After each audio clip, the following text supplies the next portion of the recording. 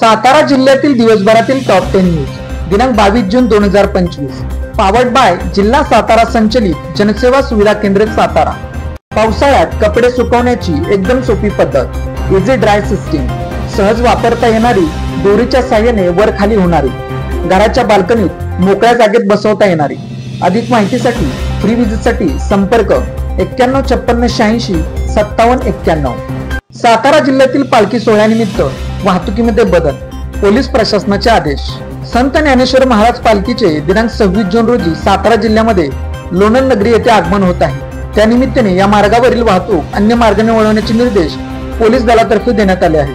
फलटण येथून पुणे नेरा लोणंदकडे जाणारी वाहतूक बारामती किंवा वॉटर स्टेशन येथून पुणे येथे जाण्यासाठी शिरगाव घाटातून वळवण्यात आली आहे। 10वी-12वीची पुरवणी परीक्षा जाहीर। 10वी आणि 12वीची पुरवणी परीक्षेची तयारी कोल्हापूर बोर्डाकडून पूर्ण झाली आहे।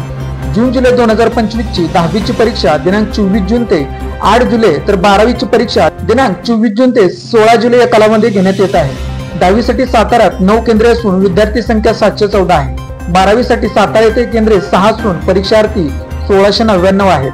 साताऱ्यात गाडीमध्ये ठेवलेल्या सॅकसह रोख रकमेची चोरी। गाडीमध्ये ठेवलेल्या सॅकसह रोख रकमेची चोरी केल्याप्रकरणी अज्ञात चोरट्या विरोधात सातारा शहर पोलीस ठाण्यात गुन्हा दाखल करण्यात आला आहे। दिनांक 19 जून रोजी रात्री 9 वाजता श्रीपाद मारुती सुतार राहणार संभाजीनगर सातारा हे त्यांचे टाटा सुमो घेऊन आहिरे कॉलनी सातारा येथे गाडीतून उतरून केळ घेण्यासाठी गेले असता अज्ञात चोरट्याने गाडीमध्ये ठेवलेली सॅक व त्यातील 38,500 रुपये रोख रक्कम चोरून नेली आहे। साताऱ्यात टेलिकॉम कंपनीच्या साहित्याची चोरी। सुमारे 2 लाख रुपये किमतीच्या टेलिकॉम कंपनीच्या साहित्याची चोरी केल्याप्रकरणी अज्ञात चोरट्यांवर सातारा शहर पोलीस ठाण्यात गुन्हा दाखल करण्यात आला आहे। दिनांक 10 जून ते 16 जून दरम्यान अमरलक्ष्मी चौक नवीन MIDC येथील जाधव ट्रेडर्स दुकानाच्या गेटमध्ये आतमध्ये मोकळ्या प्लॉटमध्ये ठेवलेले जिओ टेलिकॉम कंपनीमध्ये लागणारे 2 लाख रुपये किमतीचे साहित्य अज्ञात चोरट्याने चोरून नेले आहे। याबाबत सातारा शहर पोलीस ठाण्यात फिर्याद दाखल करण्यात आली आहे। सैदापूर तालुका सातारा येथे व्यावसायिकेच्या घरी चोरी, 2.25 लाखाचा ऐवज लंपास।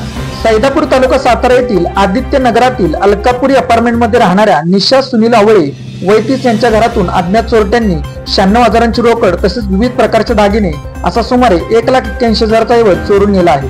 ही घटना दिनांक 19 जून रोजी भर दुपारी घडली। कास परिसरातील घाटाई मार्गाची दुरावस्था, रस्ता कितळे कळेना। सातारा कास मार्गावरील घाटाई वाजळवाडीच्या पुढील बाजूस रस्त्यावरून पाण्याचे लोट वाहत असल्याने हा रस्ता कितळे असा प्रश्न वाहनधारकांपुढे निर्माण झाला आहे। येथील तुटलेल्या मोरीला भगदाड पडल्याने वाहतूक कशी करायची असा प्रश्न वाहनधारकांपुढे निर्माण झाला आहे।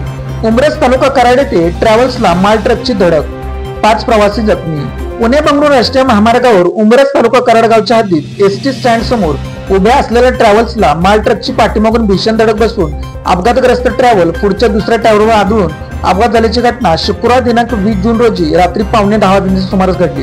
अमोल आनंदराव कांबळे व त्यांची पत्नी सर्व राहणार चोपदार तालुका पाटण, तानाजी कदम राहणार नाडोली तालुका पाटण, प्रणिता समाधान शिंदे राहणार आबदारवाडी तालुका पाटण अशी अपघातात जखमी झालेल्या प्रवाशांची नावे आहेत।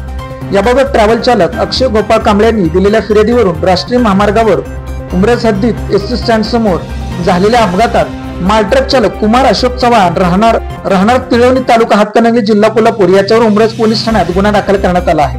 पाटणवर आपत्तीची टांगती तलवार, व्यवस्थापन यंत्रणा कागदावर। पाटण तालुक्यात सुरू असलेल्या पावसाचे रौद्ररूप पाहता तसेच जुलै महिन्यातील पावसाचा गत काही वर्षातील आढावा घेतला असता नैसर्गिक आपत्ती ओढवलेल्या अनेक घटना पाटण तालुक्यात जुलै महिन्यातील अतिवृष्टीत घडल्या आहेत।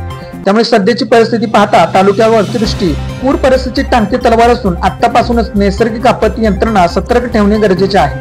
तालुक्यात भीषण परिस्थिती निर्माण झाली की लोकप्रतिनिधींना दाखवण्यासाठी तालुक्यातील मुख्य शासकीय अधिकारी पुढे येऊन मदत करत असल्याचे दाखवतात, मात्र त्यांचा स्टाफ नैसर्गिक आपत्ती व्यवस्थापन यंत्रणेबाबत असंवेदनशील असल्याचे दिसून येते। त्यामुळे पाटणावर आपत्तीची टांगती तलवार असताना व्यवस्थापन यंत्रणा कागदावरच असल्याचे दिसत आहे।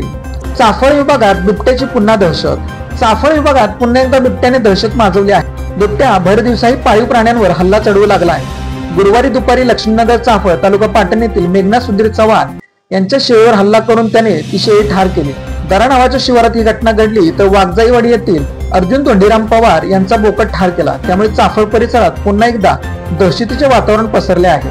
चुकीच्या बँक खात्यात जमा झालेले 60 हजारांची रहमतपूर पोलिसांच्या मदतीने मिळाली परत. चुकीच्या बँक खात्यात जमा झालेली तब्बल 60,000ची रक्कम रहमतपूर पोलीस ठाणे व सायबर सेलच्या मदतीने तक्रारदारास पुन्हा मिळाली. दिनांक 14 जून रोजी तक्रारदार किशोर मारुती भोसले राहणार रहमतपूर तालुका कोरेगाव हे त्यांचे बँक कामकाजाची प्रक्रिया पार पडत असताना त्यांची 60,000 रुपये रक्कम एका चुकीच्या बँक खात्यात जमा झाल्याचे त्यांच्या निदर्शनास आले. त्यांनी रहमतपूर पोलीस ठाण्याशी संपर्क साधल्याने त्याबाबत रहमतपूर पोलीस ठाण्याकडून सायबर पोर्टलद्वारे तक्रार नोंद करण्यात आली होती. तक्रारीच्या आधारे फसवणूक झालेली रक्कम त्या बँक खात्यावर वळवण्यात आली होती. ती संबंधित बँक खाती गोठवण्यात आली. गोठवण्यात आलेल्या बँक खात्यामध्ये असणारी रक्कम ही संबंधित बँकेच्या नोडल ऑफिसर यांना पत्रव्यवहार करून तक्रारदारांना परत करण्यास रहमतपूर पोलीस ठाण्यास यश आले आहे. Lalit tailors, look good feel good, शाळा, कॉलेज, विविध व्यवसाय या ठिकाणी लागणारे जॅकेट बनवून मिळवण्याचे योग्य ठिकाण पवई नाका, सातारा. अशाच बातम्यांसाठी जिल्हा सातारा या यूट्यूब चॅनेलला सबस्क्राईब करा. व्हिडिओ आवडल्यास व्हिडिओ लाईक करा, व्हिडिओवर कमेंट करा आणि व्हिडिओ जास्तीत जास्त लोकांपर्यंत शेअर करा.